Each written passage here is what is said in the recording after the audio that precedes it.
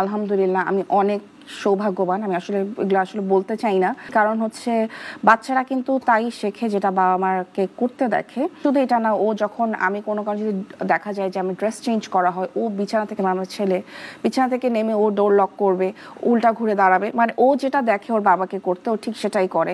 বাথরুমে ডোর খোলা থাকলে বাথরুমে ডোর লাগাবে ও। তারপরে হচ্ছে আমি যদি বাইরে যাই, যদি বলি যে মামা ওজন ওজন আমার ব্যাগটা, ও আমার ব্যাগ ক্যারি করবে। যদি ওর জন্য হেভি হয়ে যায় তখন ও বলবে মামা ওজন ওজন দিয়ে দিবে আমাকে।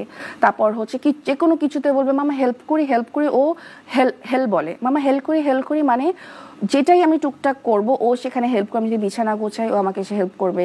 ইভেন আমি সময় মেকআপ করবো তখন ও মামা হেল্প করি মানে ও কিছুই তো করতে পারবে, হয়তো বা অগোছালোই করবে, বা তারপরেও যে ওর মধ্যে থেকে জিনিসটা আসছে যে ও হেল্প করবে, এটা আসলে শেখা।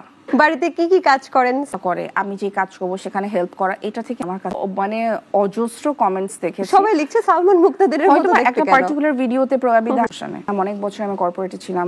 কর্পোরেটে কোথায় ছিলেন? আলিবাবা গ্রুপের দারাজে ছিলাম। আমি হচ্ছে পিআর এ ছিলাম, পাবলিক রিলেশন। যদি মনে করেন যে আপনি আমাকে দিয়ে বের করাতে পারবেন 15 লক্ষ 20 লক্ষ টাকা, এটা আসলে আমার মুখ থেকে আপনি বের করতে পারবেন না। টাকা এভরিডে ইনকাম ব্র্যান্ড প্রমোশন থেকে, এটা স্টুপিডিটি ছাড়া আসলে আমি আর কিছুই বলবো না। আর যদি কেউ ভাইরাল হতে চায়, কিছু বলা, 5টা কাজ বেশি পেলাম, আমার 5টা কাজ বেশি লাগবে না। আমি সেই বাসাটা দেখে আসলে সেই বাসাটা আমার বিশাল বড় বাড়ি, 7তলা 8তলা বাড়ি, যেটা পুরাটা এটা ছিল মনে হয় এপ্রিলের 12 অথবা 13 তারিখে ওটা রিলিজ পায় 2012 সালে। আর আমি আরো কথা বলা শুরু করি এপ্রিলের 1 তারিখ থেকে।